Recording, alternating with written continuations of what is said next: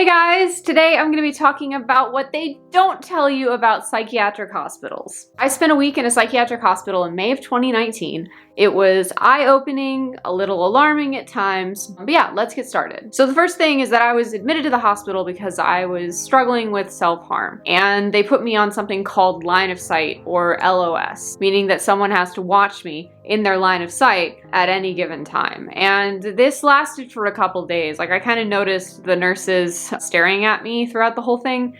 And you'd think that they wouldn't stare at you while you were sleeping. Yeah, no, there was someone sitting in the corner of my room for the first few nights watching me sleep, which was a little bit strange, I will say that. And the next thing is when you go in for intake, what they do is they make you strip naked, put on a hospital gown, and they take note of all of your scars and any other body imperfections. I don't know, I have scars on my arms, I have scars on my ribs, I have scars on my ankles. Definitely not fun to have them point out everything. But anyway, on to the next thing. So I live in the States, specifically in the southeast part of the States, and at least where I was, if you were involuntarily committed and you tried to basically go away before the end of your time there, then there's a chance that insurance wouldn't pay for it. And spoiler alert, mental hospital visits are very, very, very, very expensive. I learned that the hard way.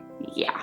Stay the whole time because it's going to be better on your wallet. The next thing is that the reality of psychiatric hospitals, at least where I was, is that the majority of people were there either for self-harm or suicidal thoughts. Their family members or their friends or themselves deemed themselves unsafe and checked themselves in to make sure they didn't, well, kill themselves. So the next thing is that there was something called anti-ligature, I'll put it down here, anti-ligature furniture all over the unit. So the best way I can say this is basically to show you. So here's an example of a bookcase, and as you can see, it's kind of slanted at the top so you can't well hang yourself, and the ones that I had basically had nails in the wall, making sure that, again, you couldn't like put something up there and hang yourself. Another way was that they had slanted doors that, again, you couldn't hang yourself. And finally, they had these little nubs that you could put your towel on that would buckle if there was too much weight. So again, you guessed it, you can't hang yourself. So this was something I actually talked about in my previous videos about what a day is like in a psychiatric hospital, and it's that I was allowed to refuse meds.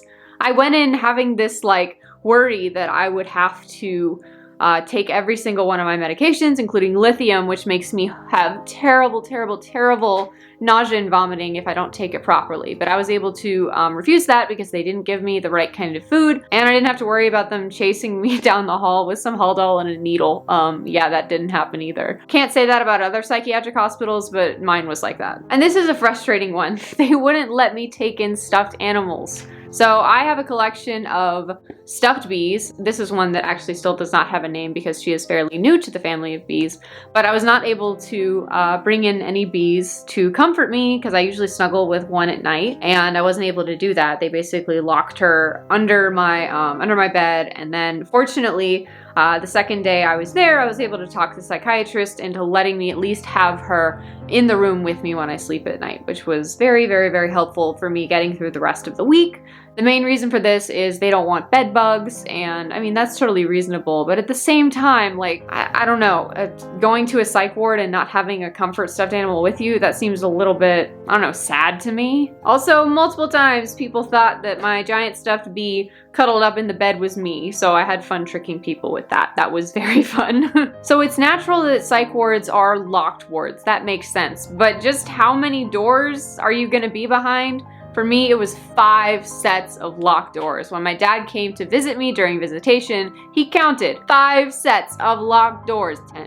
5 sets of locked doors. Oh my goodness. And the thing is, if I did manage to escape the psych ward, they would low-key call the cops on me to bring me back. Like, that's part of what I signed up for when I got committed, which just, still don't know how I feel about that. I have no desire to be in the back of a squad car handcuffed because I tried to run away from a psychiatric hospital. I will stay inside, thank you very much. And the final thing is you will meet people from all walks of life. Some people will be like you. They may be self-harmed, or they are depressed and suicidal. You'll meet people like that, but you also meet delusional schizophrenics that are there because they just don't feel safe in their own head. You'll run into people that scare you. You'll run into people that you actually vibe with that you never thought you would. I mean, I already said in a previous video that I played King's Corners, which is a card game with someone who served a 20-year sentence for murder, or so they told me. So it's just kind of like, my advice to that is just, you'll meet people and just roll with it. And if you ended up in a psychiatric hospital and have anything to add to this video, feel free to comment down below. I would love to see